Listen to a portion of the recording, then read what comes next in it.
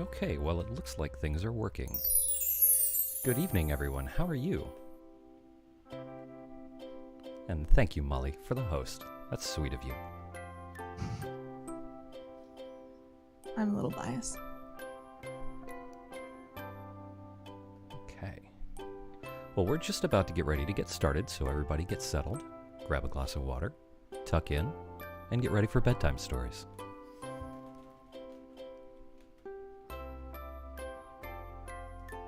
Grab some hot cocoa, get your carpet square, and let's get comfy.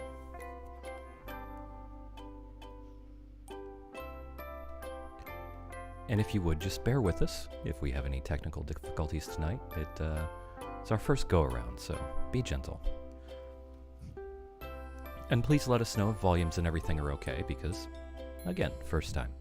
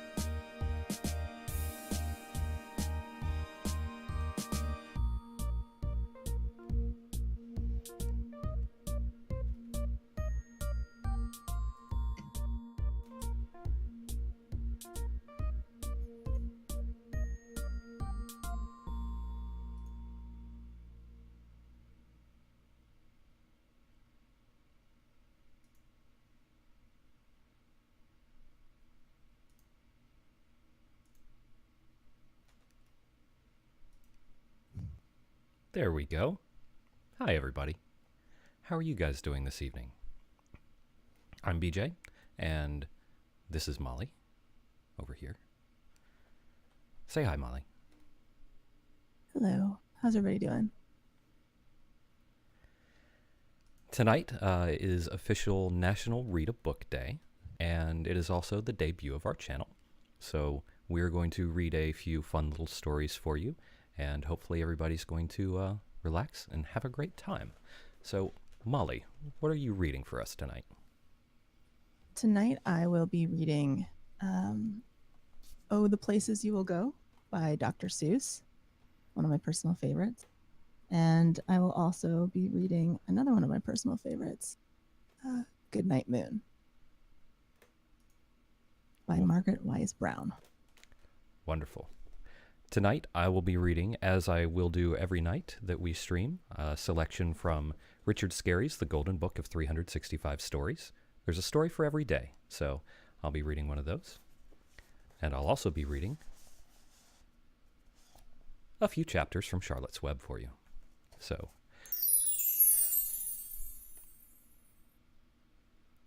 thank you for the host meal. I appreciate it. You're a sweetheart. So, are we about ready to get this thing started? I'm ready. All right. I think I am. Is everybody else nice and comfy?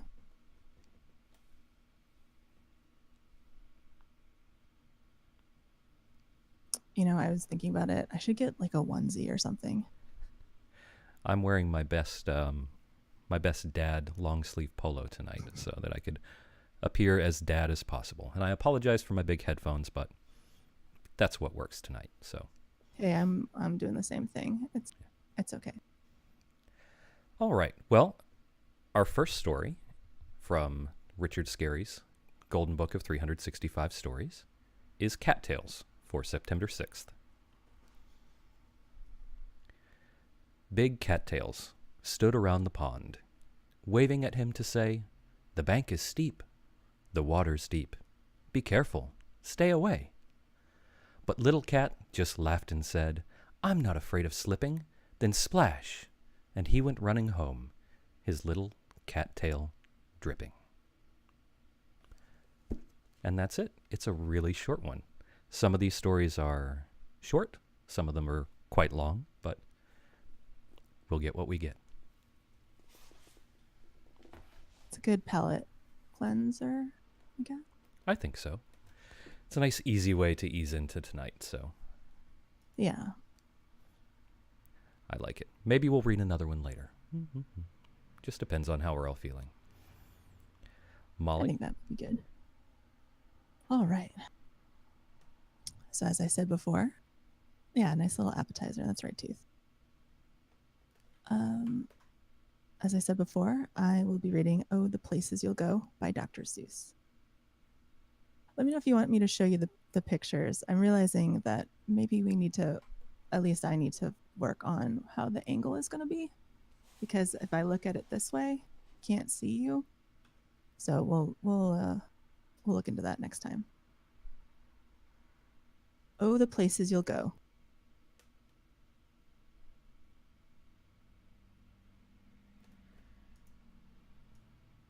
I should have licked my finger. Isn't that the trick? I believe so. Mm-hmm. You have brains in your head. You have feet in your shoes. You can steer yourself any direction you choose.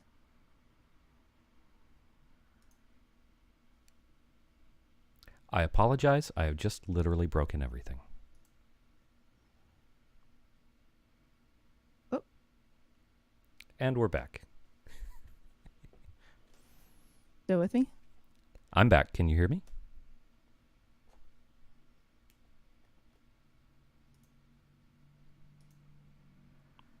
Can you hear me now? BJ, I can't hear you, just FYI.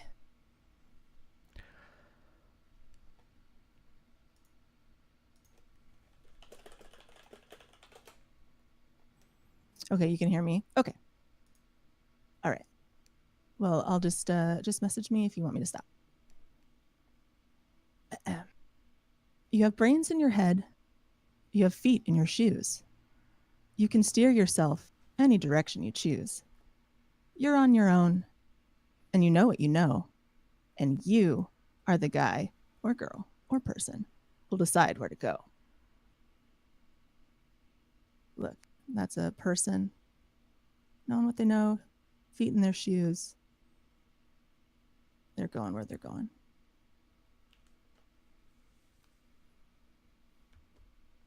You look up and down streets, look them over with care. About some you will say, I don't choose to go there. With your head full of brains and your shoes full of feet, you're too smart to go down any not so good street. And you may not find any you'll want to go down. In that case, of course, you'll head straight out of town. Look, and the guy in the hole, I think, is the not so good street. And he's like, I'm going out of town.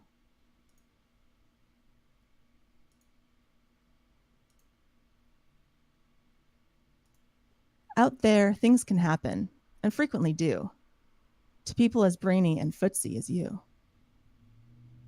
And when things start to happen, don't worry, don't stew. Just go right along. You'll start happening too. Bunch of, well, they weren't called elephants. What were they called? Those aren't snuffleupaguses, but Heffalumps, they're I just think. doing their thing. All right, I'll try to show pictures. Oh, the places you'll go. Ooh, sorry if I hit the mic there. You'll be on your way up. You'll be seeing great sights. You'll join the high flyers who soar to great heights. Look at all those high flyers and soaring to great heights.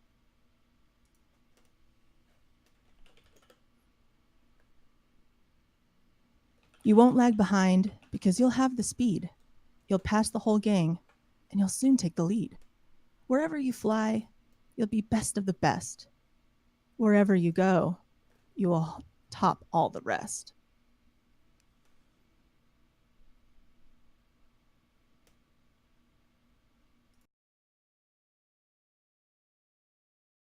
Except when you don't, because sometimes you won't. I'm sorry to say so, but sadly it's true that bang ups and hang ups can happen to you.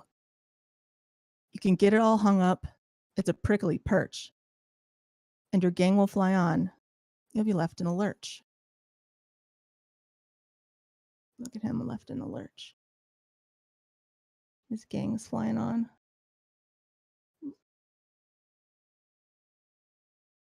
Okay.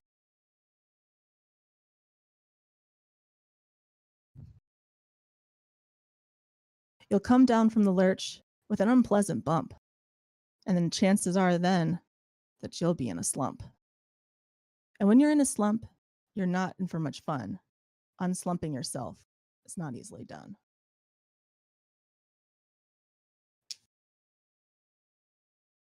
There he is, getting out of the slump.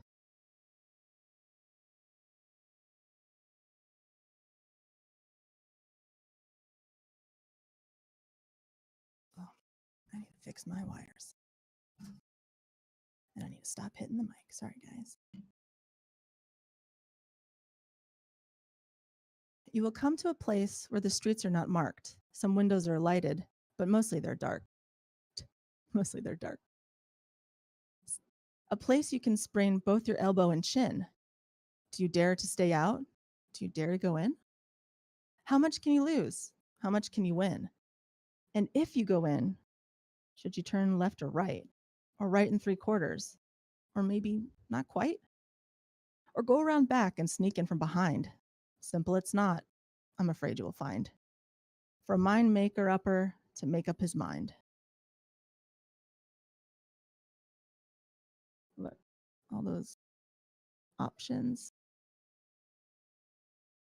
Not easy to make up your mind in there, huh?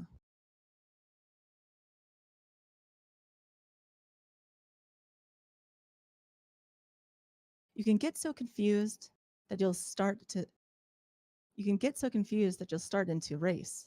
down long wicked roads at a heartbreaking pace, at a breaknecking pace, sorry, and grind on for miles across weirdish wild space, headed, I fear, toward a most useless place, the waiting place.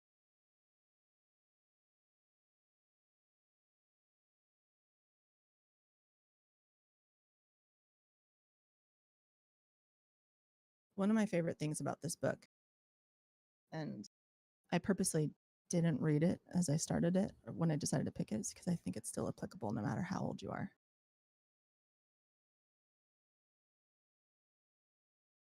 The waiting place. For people just waiting, waiting for a train to go, or a bus to come, or a place to go, or the mail to come, or the rain to go, or the phone to ring, or the snow to snow, or waiting around for a yes or a no, or waiting for their hair to grow. Everyone is just waiting. Waiting for the fish to bite, or waiting for wind to fly a kite, or waiting around for Friday night, or waiting perhaps for their Uncle Jake, or a pot to boil, or a better to break, or a better break, or a string of pearls, or a pair of pants, or a wig with curls, or another chance. Everyone is just waiting. You can see everybody waiting.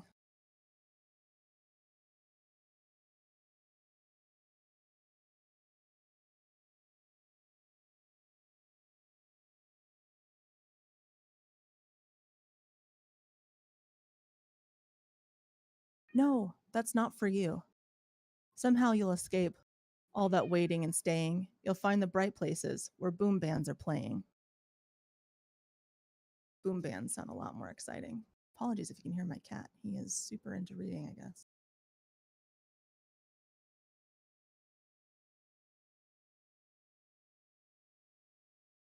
They're the boom bands. They seem pretty cool.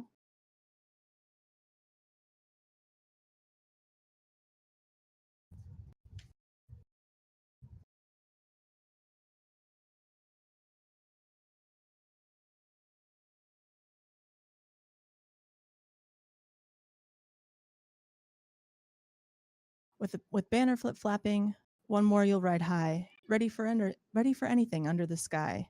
Ready because you're that kind of guy or gal or person, individual.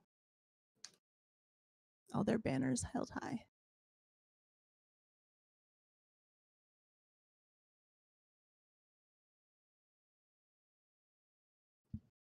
Oh, the places you'll go. There is fun to be done. There are points to be scored. There are gains to be won. And the magical things you can do with that ball will make you the winningest winner of all. Fame, you'll be famous as famous can be, with the whole wide world watching you win on TV. I'm winning on TV.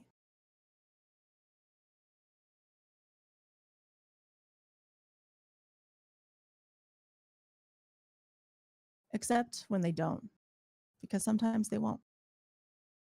I'm afraid that sometimes you'll play lonely games too. Games you can't win because you'll play against you.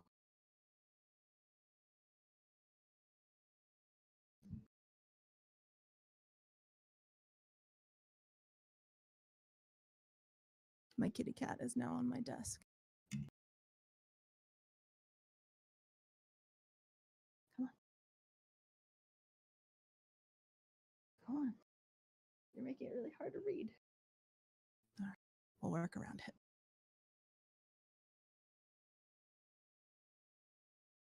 All alone, whether you like it or not, you'll be something. You'll be quite a lot. Or when you're alone, and when you're alone, there's a very good chance you'll meet things that scare you right out of your pants. There are some down the road between hither and yon, that can scare you so much you won't want to go on.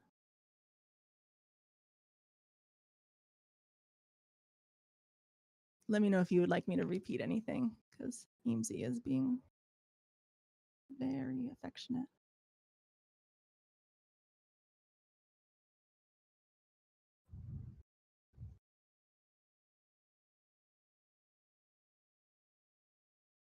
Why are you being like this? But on you will go, though the weather be foul.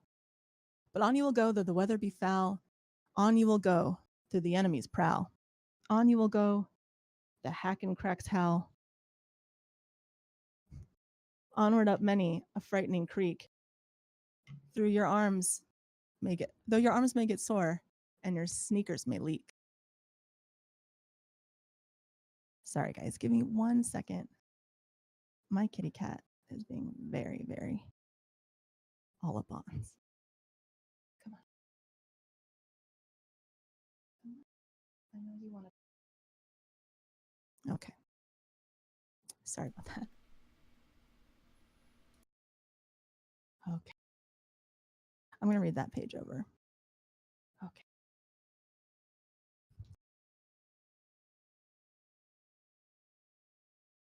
But on you will go, though the weather be foul. On you will go, through your enemy's prowl. On you will go, through the hack and cracks howl. Onward up many a frightening creek, though your arms may get sore, and your sneakers may leak. They're the hack and cracks howling. And it looks like he's in the water, so his sneakers might be leaking.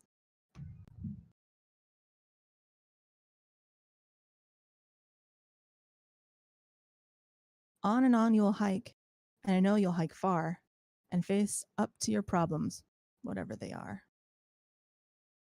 That looks like a pretty big problem to face, but he's facing it. Ooh.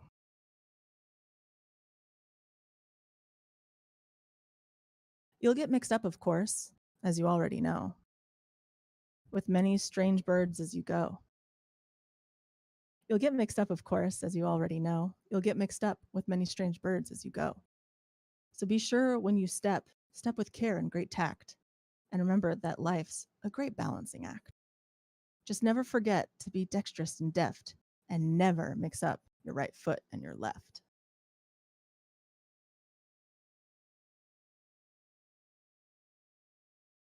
There he is. Do you think he mixed up his right foot from his left?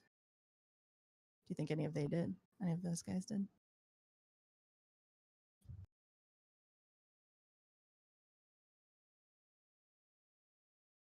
And will you succeed? Yes, you will indeed. 98 3/4% guaranteed. Kid, you'll move mountains. There he is, moving mountains.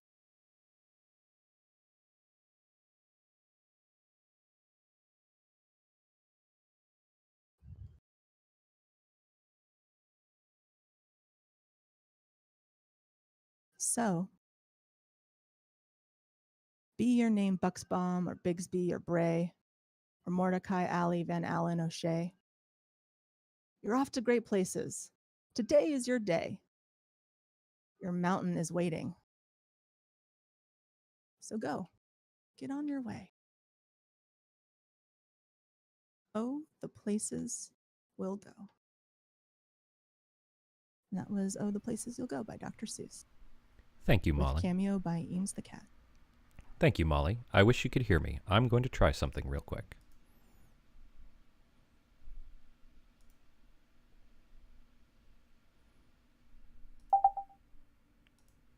Molly, can you hear me now? Nope. I'm going to try something else real quick. Molly, so. Can you hear me now? Hello? Hello? Oh, wait, I think I had the stream up. That's why. How about now? Can you hear me at all?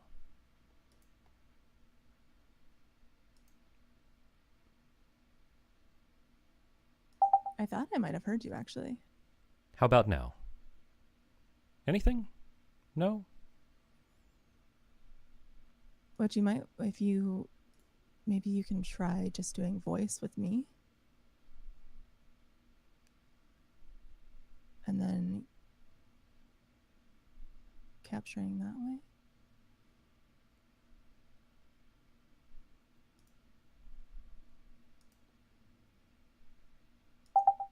How about now? Now? Now? Or now. Okay. I don't think so. Well, that's unfortunate. I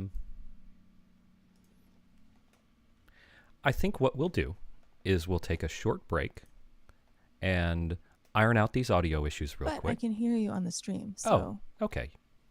How far delayed are you?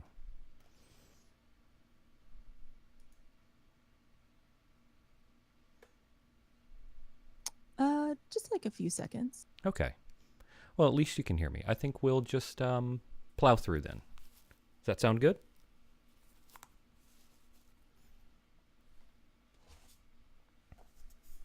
Okay. Well, I apologize for that. It was all my fault, and I know what I did wrong, and I won't do it again. It was silly. I tried to open up another Discord window, and it lost its mind. And unfortunately,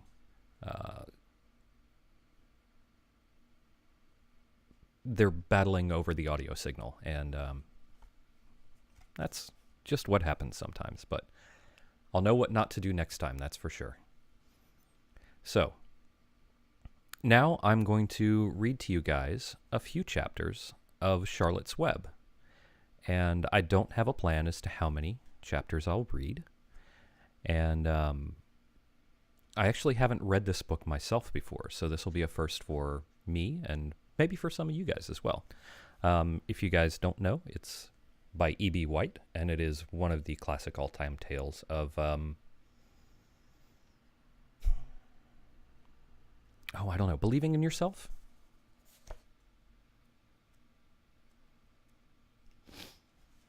Excuse me.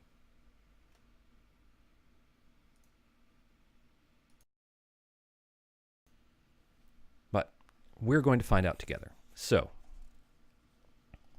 Chapter 1, Before Breakfast. "Where's Papa going with that axe?" said Fern to her mother as they were setting the table for breakfast. "Out to the hog house," replied Miss Arable. "Some pigs were born last night." "I don't see why he needs an axe," continued Fern, who was only 8. "Well," her mother said, "one of the pigs is a runt. It's very small and weak, and it will never amount to anything, so your father has decided to do away with it." "Do away with it!" shrieked Fern. "You mean kill it, just because it's smaller than the others?" Miss Arable put a pitcher of cream on the table. "Don't yell, Fern," she said. "Your father is right. The pig would probably die anyway." Fern pushed a chair out of the way and ran outdoors. The grass was wet, and the earth smelled of springtime. Fern's sneakers were sopping by the time she caught up with her father. "Please don't kill it," she sobbed. "It's unfair." Mr. Arable stopped walking. "Fern," he said gently, "you will have to learn to control yourself." "Control myself!" yelled Fern. "This is a matter of life and death, and you talk about controlling myself." Tears ran down her cheeks, and she took hold of the axe and tried to pull it out of her father's hand. Like so.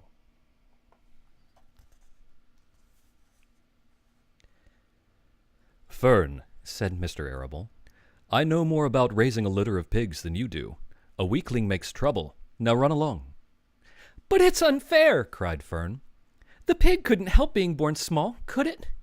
If I had been very small at birth, would you have killed me?" Mr. Arable smiled. "Certainly not," he said, looking down at his daughter with love. "But this is different. A little girl is one thing. A runty pig is another." "I see no difference," replied Fern, still hanging on to the axe. "This is a most terrible case of injustice I ever heard of." A queer look came over John Arable's face. He seemed almost ready to cry himself. "All right," he said. "You go back to the house, and I will bring the runt when I come in. I'll let you start it on a bottle, like a baby. Then you'll see what trouble a pig can be." When Mr. Arable returned to the house half an hour later, he carried a carton under his arm. Fern was upstairs changing her sneakers. The kitchen table was set for breakfast, and the room smelled of coffee, bacon, damp plaster, and wood smoke from the stove. "Put it on her chair," said Mrs. Arable. Mr. Arable set the carton down at Fern's place. Then he walked to the sink and washed his hands and dried them on the roller towel. Fern came slowly down the stairs. Her eyes were red for crying. As she approached her chair, the carton wobbled and there was a scratching noise. Fern looked at her father. Then she lifted the lid of the carton. There, inside, looking up at her, was the newborn pig. It was a white one. The morning light shone through its ears, turning them pink. "He's yours," said Mr. Arable, "saved from an untimely death, and may the good Lord forgive me for this foolishness." Fern couldn't take her eyes off the tiny pig. "Oh," she whispered, "oh, look at him. He's absolutely perfect." She closed the carton carefully. First, she kissed her father, then she kissed her mother. Then she opened the lid again, lifted the pig out, and held it against her cheek. At this moment, her brother Avery came into the room. Avery was 10. He was heavily armed, an air rifle in one hand, a wooden dagger in the other. "What's that?" he demanded. "What's Fern got?" "She's got a guest for breakfast," said Mrs. Arable. "Wash your hands and face, Avery." "Let's see it," said Avery, setting his gun down. You call that thing a... You call that miserable thing a pig? That's a fine specimen of a pig. It's no bigger than a white rat." "Wash up and eat your breakfast, Avery," said his mother. "The school bus will be along in an hour, or half an hour." "Can I have a pig too, Pop?" said Avery. "No, I only distribute pigs to early risers," said Mr. Arable. "Fern was up at daylight, trying to rid the world of injustice. As a result, she now has a pig. A small one to be sure, but nevertheless a pig. It just shows what can happen if a person gets out of bed promptly. Let's eat." But Fern couldn't eat until her pig had had a drink of milk. Mrs. Arable found a baby's nursing bottle and a rubber nipple. She poured warm milk into the bottle, fitted the nipple over the top, and handed it to Fern. "Give him his breakfast," she said. A minute later, Fern was seated on the floor in the corner of the kitchen with her infant between her knees, teaching it to suck from the bottle. Like so.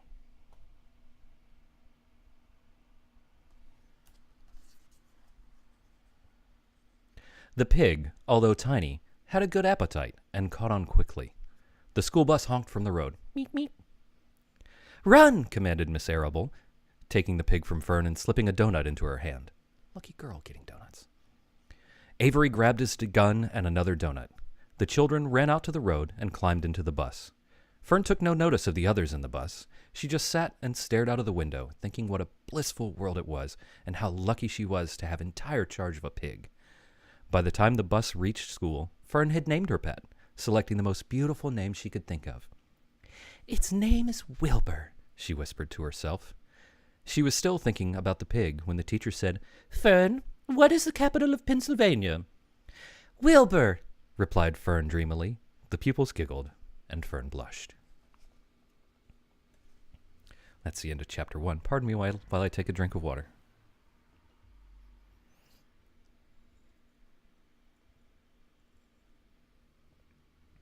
I brought my fanciest glass for you guys. And my lamest cup. Thank you. Thank you very much, Marius.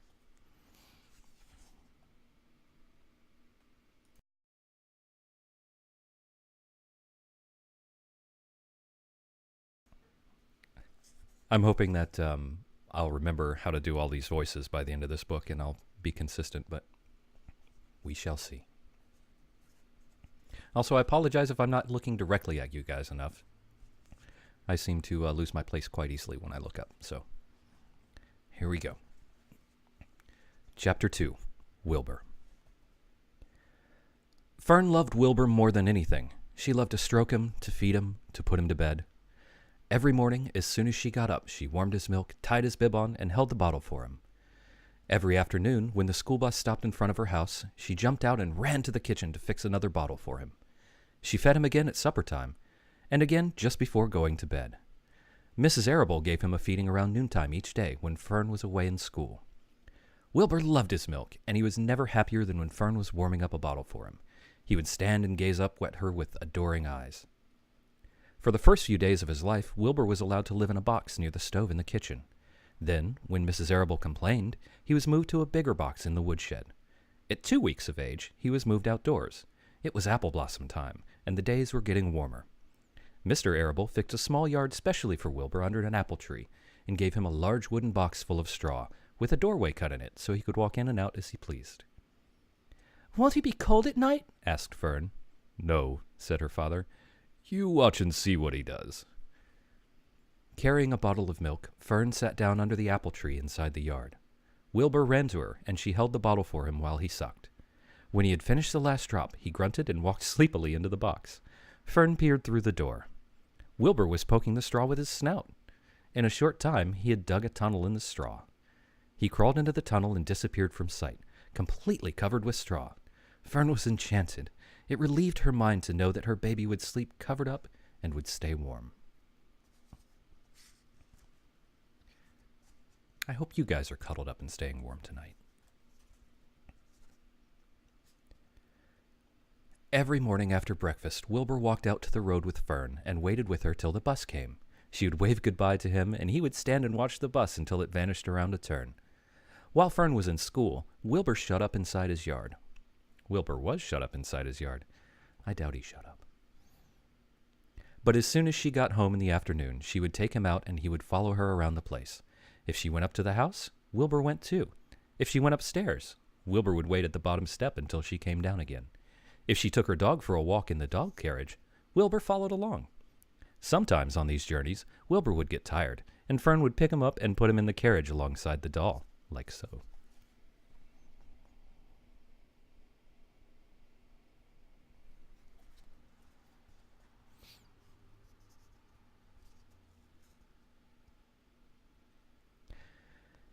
And if he was very tired, he would close his eyes and go to sleep under the doll's blanket. He looked cute when his eyes were closed, because his lashes were so long. The doll would close her eyes too, and Fern would wheel the carriage very slowly and smoothly as to not wake her infants. One warm afternoon, Fern and Avery put on bathing suits and went down to the brook for a swim. Wilbur tagged along at Fern's heels. When she waded into the brook, Wilbur waded in with her. He found the water quite cold, too cold for his liking.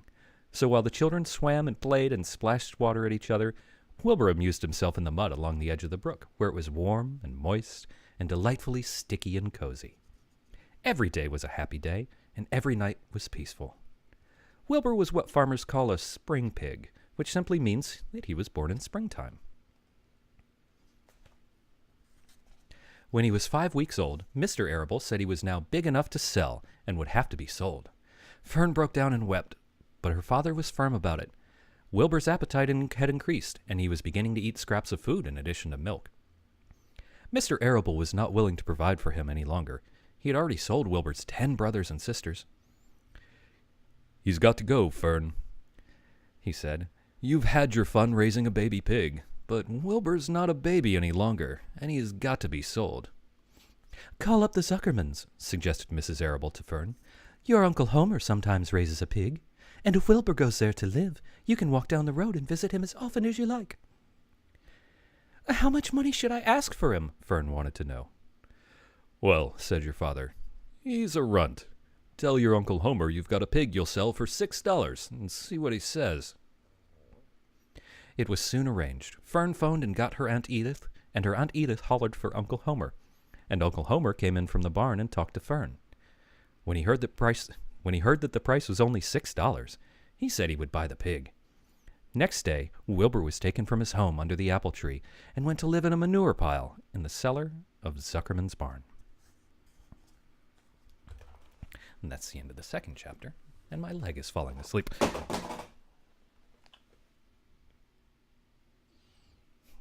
And I've also dropped my mouse because I'm a moron. No. One more drink of water. First of all, you're not a moron. Mildly clumsy in the moment.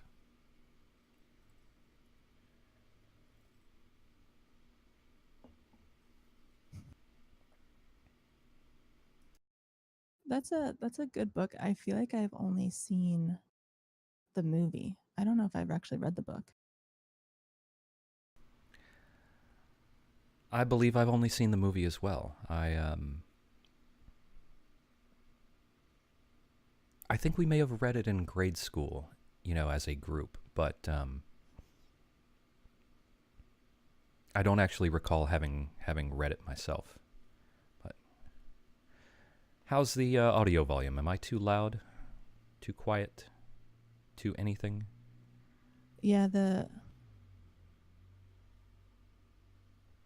I clipping a bit? I'll turn myself down. the imagery that I remember from that book is all from the movie, so I feel like I haven't read it.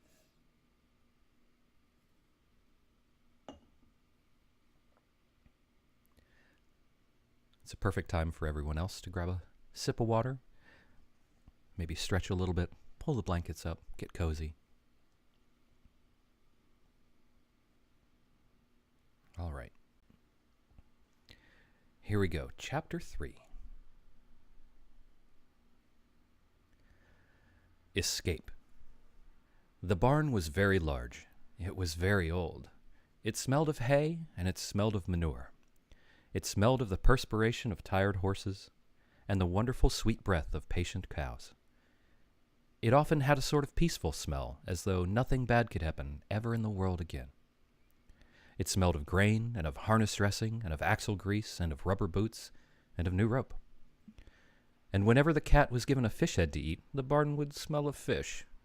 But mostly it smelled of hay, for there was always hay in the great loft up overhead, and there was always hay being pitched down to the cows and the horses and the sheep. The barn was pleasantly warm in winter when the animals spent most of their time indoors, and it was pleasantly cool in the summer when the big doors stood wide open to the breeze.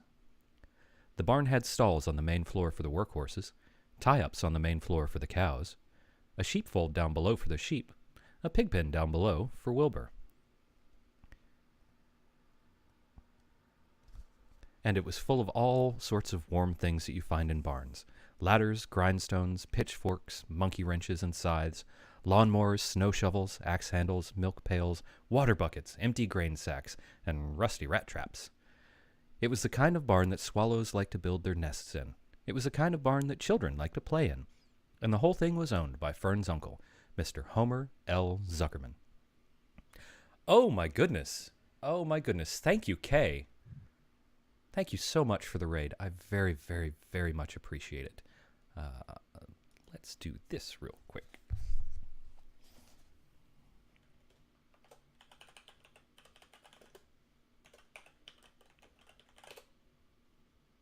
Hey, there you go.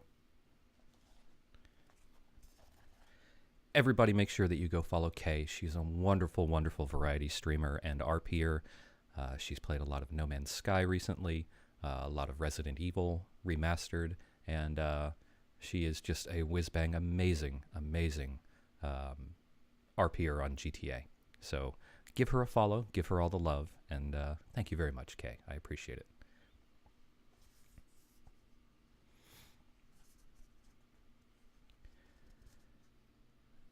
And also, welcome, Fiasco. Continuing on. Wilbur's new home was in the lower part of the barn, directly underneath the cows. Mr. Zuckerman knew that a manure pile is a good place to keep a young pig. Pigs need warmth, and it was warm and comfortable down there in the barn cellar on the south side. Fern came almost every day to visit him. She found an old milking stool that had been discarded, and she placed the stool in the sheepfold next to Wilbur's pen. Here she sat quietly listening during the long afternoons, thinking and listening and watching Wilbur. Like so.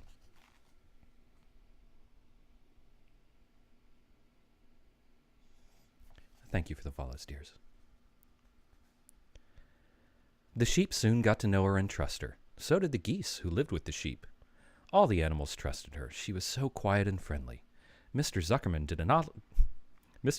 did not allow her to take Wilbur out, and he did not allow her to get into the pig pen, but he told Fern that she could sit on the stool and watch Wilbur as long as she wanted to. It made her happy just to be near the pig, and it made Wilbur happy to know that she was sitting there right outside his pen. But he never had any fun. No walks, no rides, no swims. One afternoon in June, when Wilbur was almost 2 months old, he wandered out into his small yard outside the barn.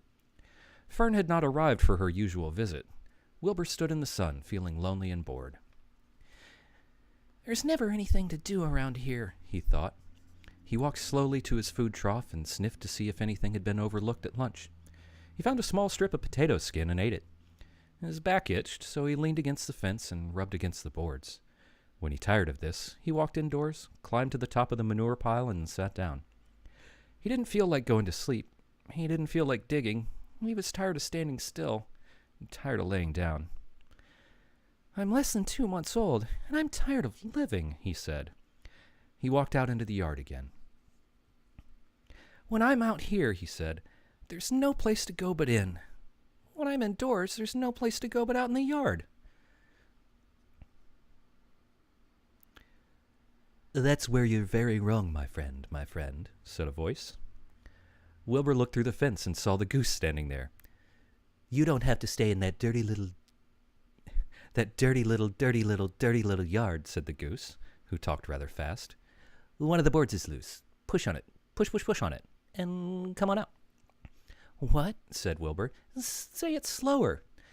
At the risk of repeating myself," said the goose, "I suggest that you come on out. It's wonderful out here."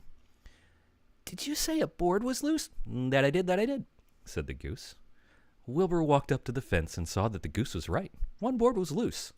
He put his head down, shut his eyes, and pushed. The board gave way. In a minute, he had squeezed through the fence and was standing in the long grass outside his yard. The goose chuckled. "How does it feel to be free?" she asked. "I like it," said Wilbur. "That is, I guess I like it." Actually, Wilbur felt queer to be outside his fence with nothing between him and the big world. "Where do you think I'd better go?" Anywhere you like, said the goose. "Go down through the orchard, root up the soil. Go down to the garden, dig out the radishes, root up everything, eat grass, look for corn. Look for oats, run all over, skip and dance, jump and prance. Go down through the orchard and stroll in the woods. The world is a wonderful place when you're young." "I can see that," said Wilbur.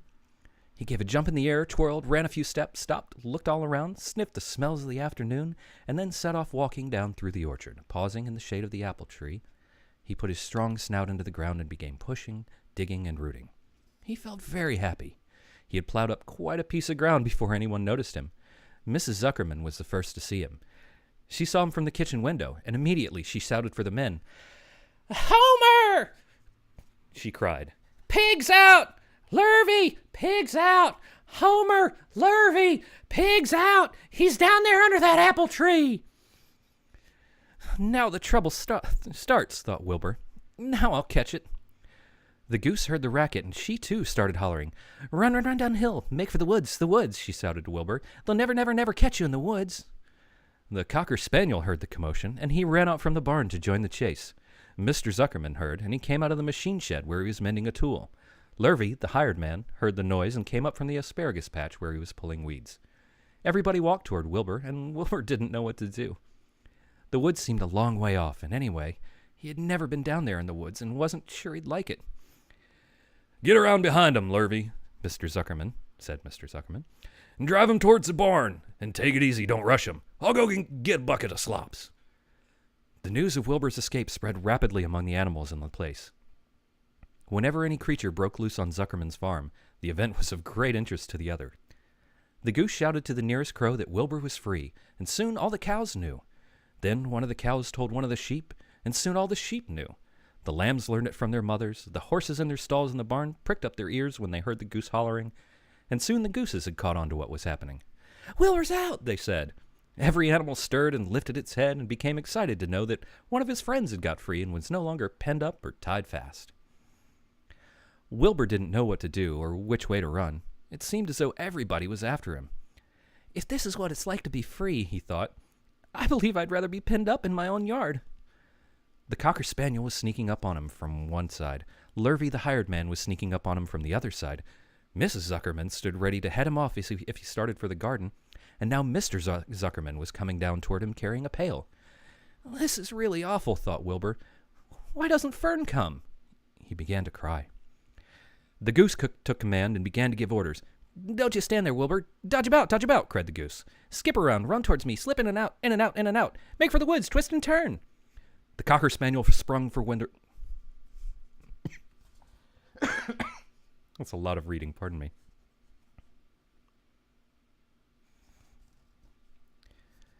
The Cocker Spaniel sprung for Wilbur's hind leg. Wilbur jumped and ran. Lurvy reached out and grabbed. Mrs. Zuckerman screamed at Lurvy. The goose cheered for Wilbur. Wilbur dodged between Lurvy's legs. Lurvy missed Wilbur and grabbed the spaniel instead. Nicely done, cried the goose. Try it again. Run downhill, suggested the cows. Run toward me, yelled the gander. Run uphill, cried the sheep. Turn and twist, honked the goose. Jump and dance, said the rooster. Too many voices. Yes, he'll make a good pig. Yes, he'll make a good pig, said Mr. Zuckerman. Wilbur heard the words of praise. He felt the warm milk inside his stomach. He felt the pleasant rubbing of the stick on... Whoops. I skipped ahead. I'm sorry.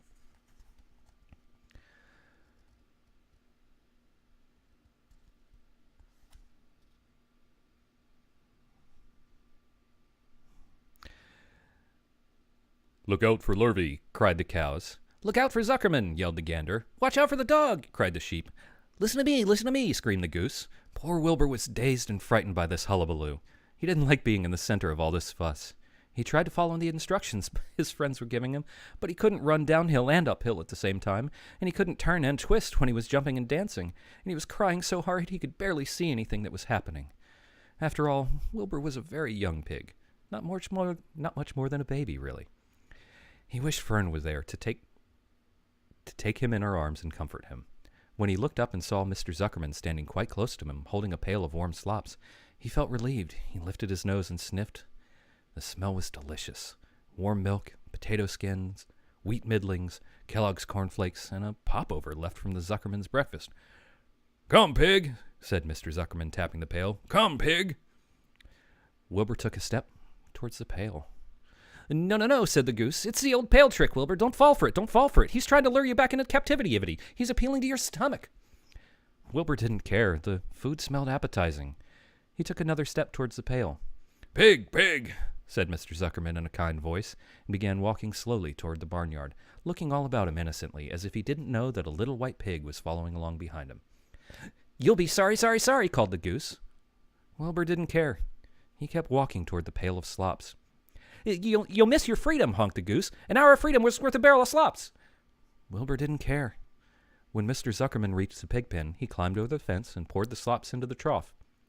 Then he pulled the loose board away from the fence so that there was a wide hole for Wilbur to walk through. Reconsider, cried the goose. Wilbur paid no attention. He stepped through the fence into his yard. He walked to the trough and took a long drink of slops, sucking in the milk hungrily and chewing the popover. It was good to be home again. While Wilbur ate, Lurvy fetched a hammer and some 8-penny nails and nailed the board into place. Then he and Mr. Zuckerman leaned lazily on the fence, and Mr. Zuckerman scratched Wilbur's back with a pig. He's quite a pig, said Lurvy. Yes, he'll make a good pig, said Mr. Zuckerman. Wilbur heard the words of praise. He felt the warm milk inside his stomach.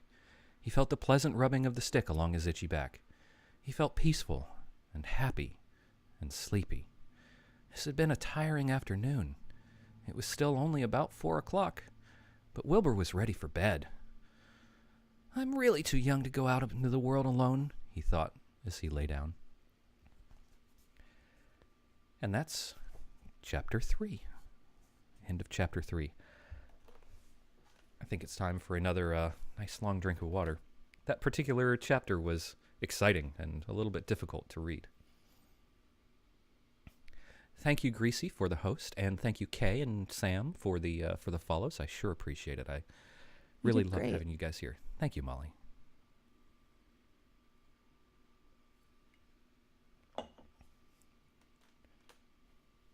Oh, for those of you who might be wondering why I'm reacting.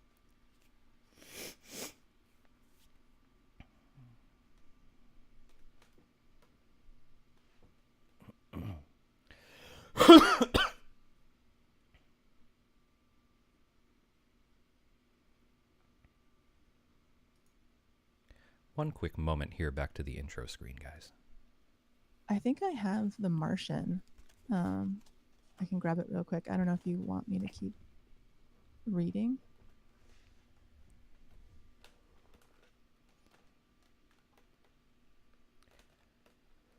If you'd like to read something, you're more than welcome to, Molly. I can keep reading this. We're at about 56 minutes, which is about halfway to where I thought that we would go tonight. So if you'd like me to keep reading for a while, or if you'd like to hop in and read something, please go ahead.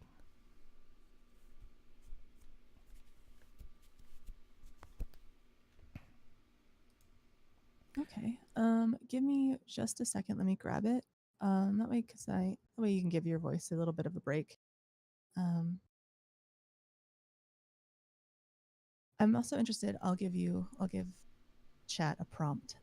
I'm interested to hear what you guys prefer. If you like having it broken up with different books, or if you would like having longer portions of the same book.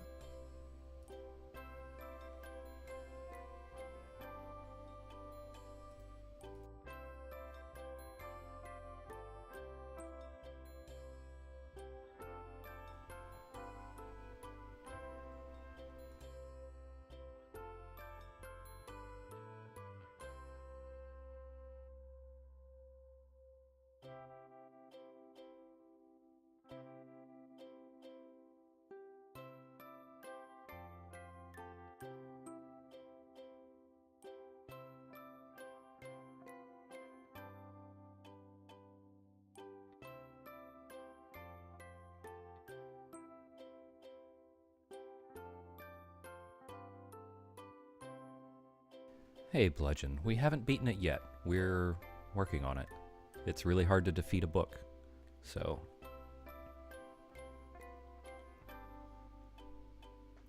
We're taking a short break so that we can recover our voices a little bit.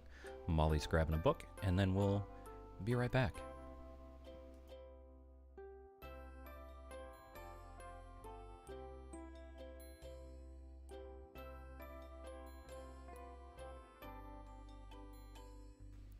Hello, Mr. Smarmy Jerkface. I know you.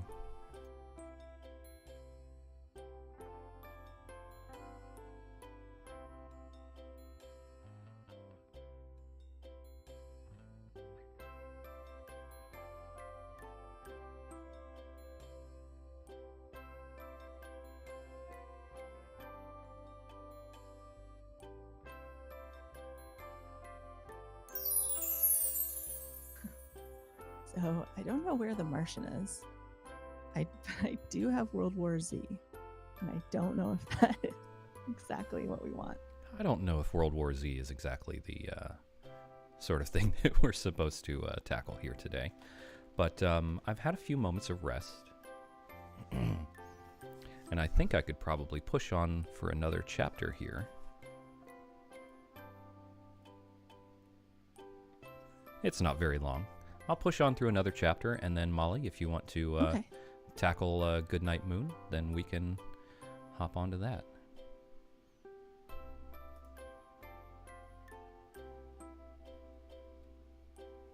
Be right back. Sounds good.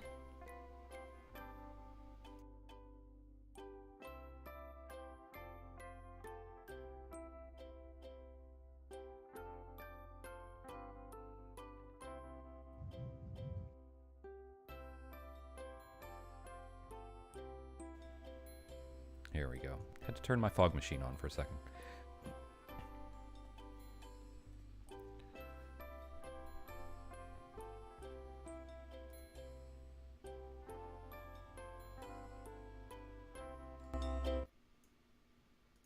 That always does a little volume spike there, and I apologize. Hopefully it's not spooky.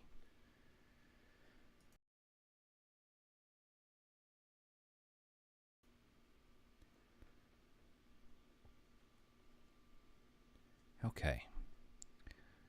Everybody comfy, blankets pulled up, hot cocoa ready. It's time for Chapter 4, Loneliness. The next day was rainy and dark. Rain fell on the roof of the barn and dripped steadily from the eaves. Rain fell in the barnyard and ran in crooked courses down into the lane, where thistles and pigweed grew. Rain spattered against Mrs. Zuckerman's kitchen windows and came gushing out of the downspouts. Rain fell on the backs of the sheep as they grazed in the meadow. When the sheep tired of standing in the rain, they walked slowly up the lane and into the fold. Rain upset Wilbur's plans. Wilbur had planned to go out this day and dig a new hole in his yard. He had other plans, too. His plans for the day went something like this. Breakfast at 6:30, skim milk, crusts, middling, bites of donuts, wheat cakes with drops of maple syrup sticking to them, potato skins, leftover custard pudding with raisins, and bits of shredded wheat. Breakfast would be finished at 7. From 7 to 8, Wilbur planned to have a talk with Templeton, the rat that lived under his trough. Talking with Templeton was not the most interesting occupation in the world, but it was better than nothing. From 8 to 9, Wilbur planned to take a nap outdoors in the sun. From 9 to 11, he planned to dig a hole, or a trench, and possibly find something good to eat buried in the dirt. From 11 to 12, he planned to stand still and watch flies out on the boards, watch bees in the clover, and watch swallows in the air. 12 o'clock, lunchtime. Middlings, warm water, apple parings, meat gravy, carrot scrapings, meat scraps, stale hominy, the wrapper off a package of cheese. Lunch would be over at 1. From 1 to 2, Wilbur planned to sleep. From 2 to 3, he planned to scratch itchy places by rubbing against the fence. From 3 to 4, he planned to stand perfectly still and think about what it was like to be alive and to wait for Fern. At 4 would come supper. Skim milk, provender, leftover sandwich from Larry's lunchbox, prune skins, a morsel of this, a bit of that, fried potatoes, marmalade drippings, a little more of this, a little more of that, a piece of baked apple, a scrap of upside-down cake. Wilbur had gone to sleep thinking about these plans. He awoke at 6 and saw the rain, and it seemed as though he couldn't bear it. I get everything all beautifully planned out, and it has to go and rain, he said. For a while he stood gloomily indoors. Then he walked out to the door and looked out. Drops of rain struck his face. His yard was cold and wet. His trough had an inch of rainwater in it. Templeton was nowhere to be found. "Are you out there, Templeton?" called Wilbur. There was no answer. Suddenly Wilbur felt lonely and friendless. "One day just like another," he groaned. "I'm very young. I have no real friend here in the barn. It's going to rain all morning and all afternoon, and Fern won't come in such bad weather. Oh, honestly." And Wilbur was crying again, for the second time in 2 days. At 6:30, Wilbur heard the banging of a pail. Lurvy was standing outside in the rain, stirring up breakfast. "Come on, pig," said Lurvy. Wilbur did not budge. Lurvy dumped the slops, scraped the pail, and walked away. He noticed that something was wrong with the pig. Wilbur didn't want food. He wanted love. He wanted a friend, someone who would play with him. He mentioned this to the goose, who was sitting quietly in the corner of the sheepfold. "Will you come over and play with me?" he asked. "Sorry, Sonny, sorry," said the goose. "I'm sitting on my eggs, 8 of them. Got to keep them toasty-oasty warm. I have to stay right here. I'm no flibberty-yibberty-gibbet. I do not play when there are eggs to hatch. I expect goslings." "Well, I didn't think you were expecting woodpeckers," said Wilbur, bitterly. Wilbur next tried one of the lambs. "Will you please play with me?" "Certainly not," said the lamb. "In the first place, I cannot get into your pen, as I am not old enough to jump over the fence. In the second place, I'm not interested in pigs. Pigs mean less than nothing to me." "What do you mean, less than nothing?" replied Wilbur. "I don't think there is any such thing as less than nothing. Nothing is absolutely the limit of nothingness. It's the lowest you can go. It's the end of the line. How can something be less than nothing? If there was something that was less than nothing, then nothing wouldn't be nothing. It'd be something, even though it's just a very little bit of something. But if nothing is nothing, then nothing has nothing that is less than it is." "Oh, be quiet," said the lamb. "Go and play by yourself. I don't play with pigs." Sadly, Wilbur lay down and listened to the rain. Soon he saw the rat climbing down a slanted board that he used as a stairway. "Will you play with me, Templeton?" asked Wilbur. "Play," said Templeton, twirling his whiskers. "Play. I hardly know the meaning of the word." "Well," said Wilbur, "it means to have fun, to frolic, to run and skip and make merry." "I never do those things if I can avoid them," replied the rat sourly. "I prefer to spend my time eating, gnawing, spying, and hiding. I am a glutton, but not a merrymaker. Right now I'm on my way to your trough to eat your breakfast, since you haven't got sense enough to eat it yourself." And Templeton the rat crept stealthily along the wall and disappeared into a private tunnel that he had dug between the door and the trough in Wilbur's yard. Templeton was a crafty rat, and he had things pretty much his own way. The tunnel was an example of his skill and cunning. The tunnel enabled him to get from the barn to his hiding place under the pig trough without coming out into the open. He had tunnels and runaways all over Mr. Zuckerman's farm and could get from one place to another without being seen. Usually he slept during the daytime and was abroad only after dark. Wilbur watched him disappear into his tunnel. In a moment he saw the rat's sharp nose poke out from underneath the wooden trough. Cautiously, Templeton pulled himself up over the edge of the trough. This was almost more than Wilbur could stand, on this dreary rainy day, to see his breakfast being eaten by somebody else. He knew Templeton was getting soaked out there in the pouring rain, but even that didn't comfort him. Friendless, dejected, and hungry, he threw himself down in the manure and sobbed. Late that afternoon, Lurvy went to Mr. Zuckerman. "I think there's something wrong with that pig of yours. He hasn't touched his food. Give him 2 spoonfuls of sulfur and a little molasses," said Mr. Zuckerman. Wilbur couldn't believe what was happening to him when Lurvy caught him and forced the medicine down his throat. This was certainly the worst day of his life. He didn't know whether he could endure the awful loneliness of any more. Darkness settled over everything. Soon there were only shadows and the noises of the sheep chewing up their cuds, and occasionally the rattle of a cow chain up overhead. You can imagine Wilbur's surprise when out of the darkness came a small voice he had never heard before. It sounded rather thin but pleasant. This is a very important choice of voice here. "Do you want a friend, Wilbur?" it said. "I'll be a friend to you. I've watched you all day, and I like you." "But I can't see you," said Wilbur, jumping to his feet. "Where are you? And who are you?" "I'm right up here," said the voice. "Go to sleep. You'll see me in the morning." And that is the end of chapter 4. That's exciting. I think we all know who that voice is. Now it's time to take another sip of water.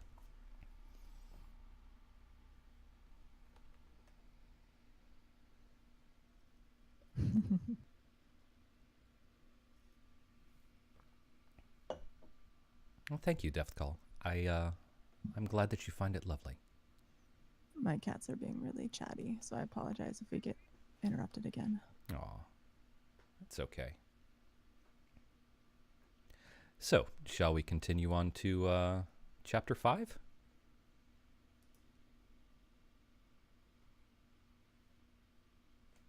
Yes? No? Maybe? Yeah, that's fine with me. Okay.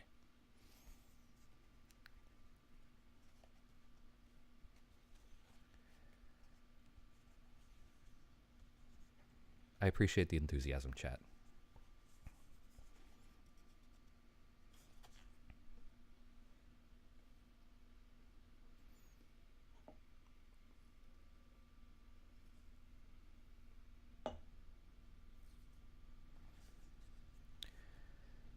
Chapter 5. Charlotte. The night seemed long. Wilbur's stomach was empty and his mind was full. And when your stomach is empty and your mind is full, it's always hard to sleep. A dozen times during the night, Wilbur woke and stared into the blackness, listening to the sounds and trying to figure out what time it was. One moment.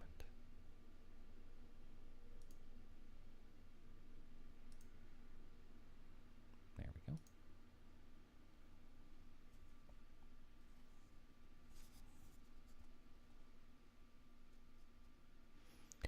A barn is never perfectly quiet. Even at midnight, there's usually something stirring. The first time he woke, he heard Templeton gnawing a hole in the grain bin. Templeton's teeth scraped loudly against the wood and made quite a racket. That crazy rat, thought Wilbur. Why does he have to stay up all night, grinding his clashers and destroying people's property? Why can't he go to sleep like any decent animal? The second time Wilbur woke, he heard the goose turning on her nest and chuckling to herself. "What time is it?" whispered Wilbur to the goose. "Probably 11:30, said the goose. "Why aren't you asleep, Wilbur?" "Too many things on my mind," said Wilbur. "Well," said the goose, "that's not my trouble. I have nothing at all on my mind, but I have too many things under my behind. Have you ever tried to sleep while sitting on 8 eggs? "No," replied Wilbur. "I suppose it is uncomfortable. How long does it take a goose egg to hatch?"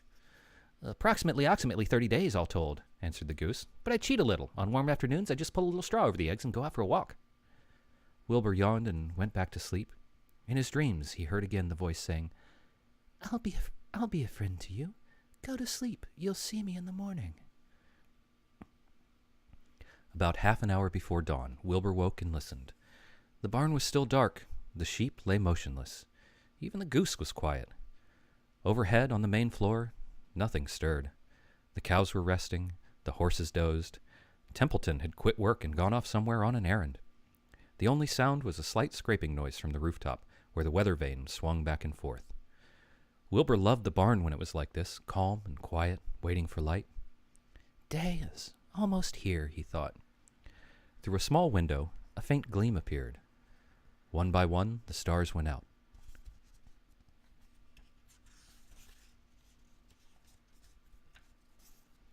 Wilbur could see under the goose a few feet away.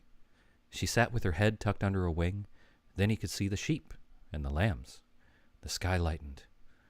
Oh, beautiful day. It is here at last. Today I shall find my friend. Wilbur looked everywhere. He searched his pen thoroughly. He examined the window ledge, stared up at the ceiling, but he saw nothing new. Finally, he decided he would have to speak up. He hated to break the lovely stillness of dawn by using his voice, but he couldn't think of any other way to locate the mysterious new friend who was nowhere to be seen. So Wilbur cleared his throat. Attention, please, he said in a loud, firm voice. Will the party who addressed me at bedtime last night kindly make himself or herself known by giving an appropriate sign or signal? Wilbur paused and listened. All the other animals lifted their heads and stared at him. Wilbur blushed, but he was determined to get in touch with his unknown friend. Attention, please, he said. I will repeat the message. Will the party who addressed me at bedtime last night kindly speak up? Please tell me where you are if you are my friend. The sheep looked at each other in disgust. Stop your nonsense, Wilbur, said the oldest sheep. If you have a new friend here, you are probably disturbing his rest, and the quickest way to spoil a friendship is to wake somebody up in the morning before he is ready. How can you be sure your friend is an early riser? I beg everyone's pardon, whispered Wilbur. I didn't mean to be objectionable. He lay down meekly in the manure, facing the door. He did not know it, but his friend was very near. And the old sheep was right. The friend was still asleep. Soon Lurvy appeared with slops for breakfast. Wilbur rushed out, ate everything in a hurry, and licked the trough. The sheep moved off down the lane, and the gander waddled along behind them, pulling grass. And then, just as Wilbur was settling down for his morning nap, he heard again the thin voice that had addressed him the night before. Salutations, said the voice. Wilbur jumped to his feet. What? He cried. Salutations, repeated the voice. What are they? And where are you? Screamed Wilbur. Please, please, tell me where you are. And what are salutations? Salutations are greetings, said the voice. When I say salutations, it's just my fancy way of saying hello or good morning. Actually, it's a silly expression, and I'm surprised that I used it at all. As for my whereabouts, that's easy. Look up here in the corner of the doorway. Here I am. Look, I'm waving.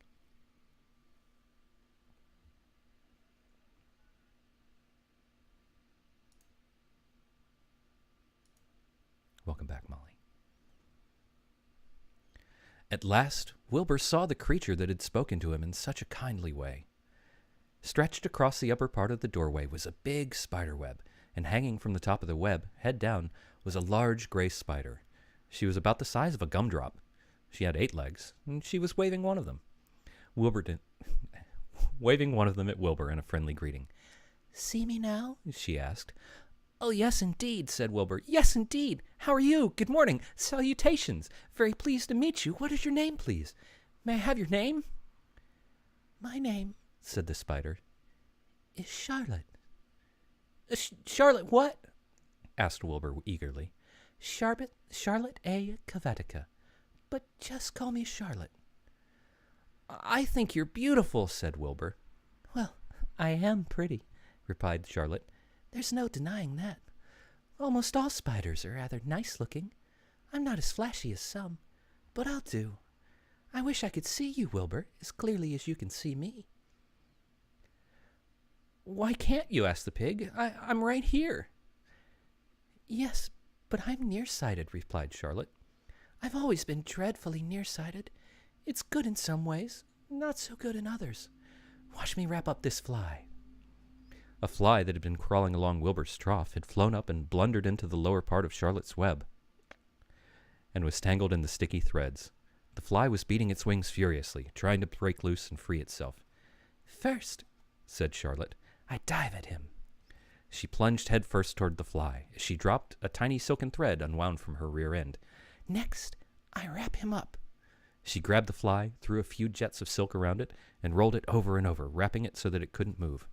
Wilbur watched in horror. He could hardly believe what he was seeing, and although he detested flies, he was sorry for this one. There, said Charlotte. Now I knock him out so he'll be more comfortable. She bit the fly. He can't feel a thing now, she remarked. He'll make a perfect breakfast for me. You mean you eat flies? Gasped Wilbur. Certainly. Flies, bugs, grasshoppers, choice beetles, moths, butterflies, tasty cockroaches, gnats, midges, daddy longlegs, centipedes, mosquitoes, crickets, anything that is careless enough to get caught in my web. I have to live, don't I? Why, yes, of course, said Wilbur. Do they taste good? Delicious. Of course, I don't really eat them. I drink them. I drink their blood. I love blood, said Charlotte, and her pleasant, thin voice grew even thinner and more pleasant. Don't say that, groaned Wilbur. Please don't say things like that. Why not? It's true, and I have to say what is true. I'm not entirely happy about my diet of flies and bugs, but it's the way I'm made. A spider has to pick up a living somehow or another, and I happen to be a trapper. I just naturally build a web and trap flies and other insects. My mother was a trapper before me. Her mother was a trapper before her. All our family have been trappers. Way back for thousands and thousands of years, we spiders have been laying for flies and bugs. Well, it's a miserable inheritance, said Wilbur gloomily. He was sad because his new friend was so bloodthirsty. Yes, it is, but I can't help it. I don't know how the first spider in the early days of the world happened to think up this fancy idea of spinning a web, but she did, and it was clever of her too. And since then, all of us spiders have had to work the same trick. It's not a bad pitch, on the whole. Well, it's cruel, replied Wilbur, who did not intend to be argued out of his position. Well, you can't talk, said Charlotte. You have your meals brought to you in a pail. Nobody feeds me. I have to get my own living. I live by my wits. I have to be sharp and clever, lest I go hungry. I have to think things out, catch what I can, take what comes. And it just so happens, my friend, that what comes is flies and insects and bugs. And furthermore, said Charlotte, shaking one of her legs, do you realize that if I didn't catch bugs and eat them, bugs would increase and multiply and get so numerous that they destroy the earth, wipe out everything? Really? Said Wilbur. Well, I wouldn't want that to happen. Perhaps your web is a good thing after all. The goose had been listening to this conversation and chuckling to herself. There are a lot of things Wilbur doesn't know about life, she thought. He's really a very innocent little pig. He doesn't know what's going to happen with him around Christmas time. He has no idea that Zuckerman and Lurvy are plotting to kill him. And the goose raised herself a bit and poked her eggs a little further under her so that it would receive the full heat from her warm body and soft feathers. Charlotte stood quietly over the fly, preparing to eat it. Wilbur lay down and closed his eyes. He was tired from his wakeful night and from the excitement of meeting someone for the first time. A breeze brought him the smell of clover, the sweet-smelling world beyond his fence. Well, he thought, I've got a new friend all right, but what a gamble friendship is. Charlotte is fierce, brutal, scheming, bloodthirsty, everything I don't like. How can I learn to like her, even though she is pretty and, of course, clever? Wilbur was merely suffering the doubts and fears that often go with finding a new friend. In good time, he was to discover that he was mistaken about Charlotte. Underneath her rather bold and cruel exterior, she had a kind heart, and she was to prove loyal and true to the very end. And that's the end of chapter 5. That was a really good chapter. I really liked that. It was quite interesting and very fun to take Charlotte's voice on. It's a little bit of a challenge, but I hope you guys are enjoying it. I also didn't realize that Charlotte had a full name. It's interesting. I think it's a lovely way to teach children about how the world works and how the sort of circle of life goes around and around, and that certain things happen the way they're going to happen, and they have to happen that way. So that was an enjoyable chapter. I think that I am personally going to take a long break and let Miss Molly take over. My voice is quite tired at this point, and I think Molly's got a nice way to finish off the evening for us.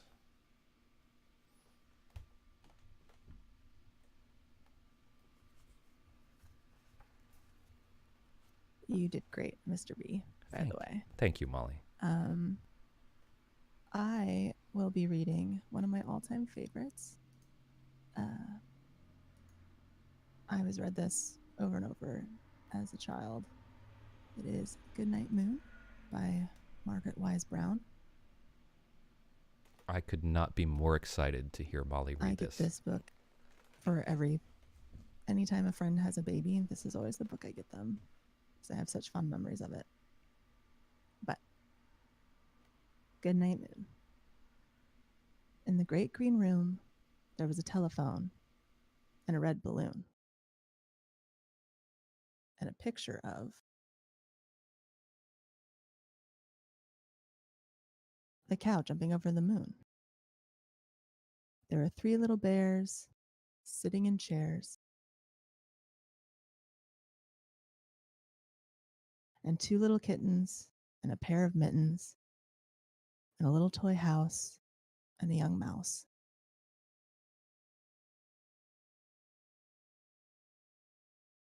And a comb and a brush and a bowl full of mush and a quiet old lady who was whispering, "Hush."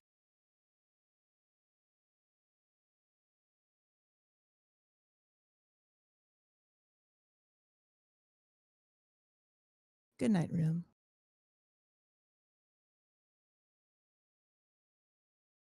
Good night, moon. Good night, cow jumping over the moon.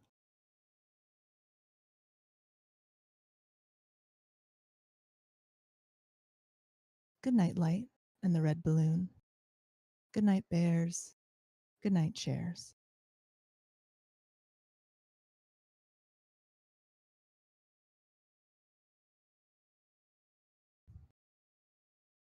Good night, kittens.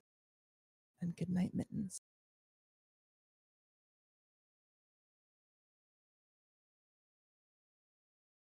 Good night, clocks. And good night, socks.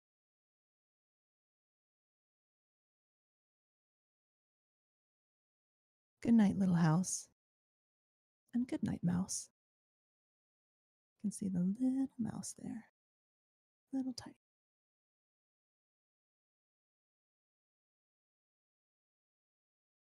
Good night, comb. And good night, brush.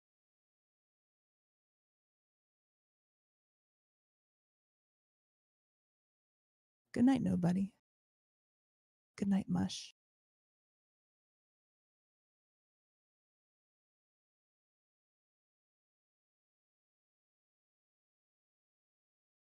And good night to the old lady, whispering, "Shh."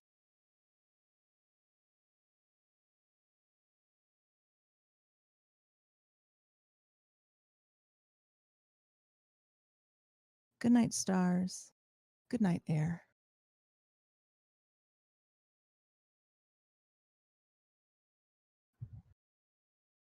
Good night, noises. everywhere.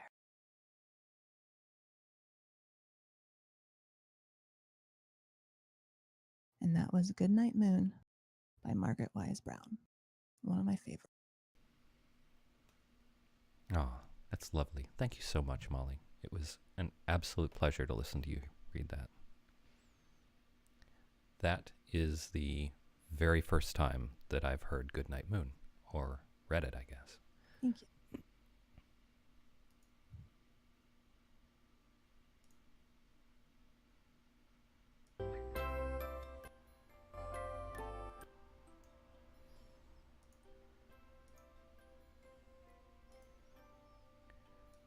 All right. Well, it's been an hour, 27 minutes, and 25 seconds. And Molly, unless you have anything else to read, I think we are gonna go ahead and wrap up this first little adventure. It has been an absolute joy to bring this to you guys and to have all of you along for the ride. I hope you found it calming, relaxing, and a nice place to be for a little while. And I hope that you're all snuggled, safe in bed, and ready to go to sleep. Yeah, we're going to do this again. We will read some more Charlotte's Web. We'll read some more stories from Richard Scarry's 365... The Golden Book of 365 Stories. Let me get the right scene up here. There we are. Molly, do you have any parting words for the evening?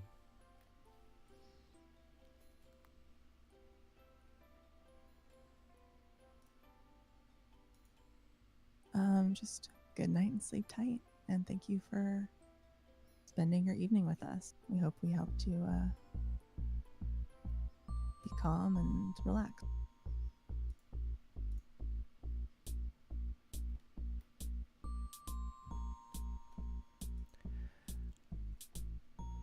Again, thank you guys so much for joining us. It was a real pleasure. Thank you, Kay, for the big raid. Thank you, everyone, for the follows. Thank you, everyone, for the hosts.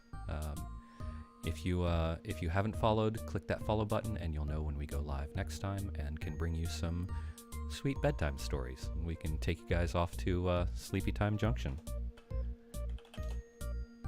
And if you're wondering where this fun little bit of music comes from, this is from Master Sword, who made this song for it was after a Game Grumps thing. So it's a very cute little thing. Click the YouTube link in the comments there, and you'll be able to pop off and listen to the full one. But thank you guys so much for joining us again, and we will see you next time. Until then, good night, sleep tight, and be good.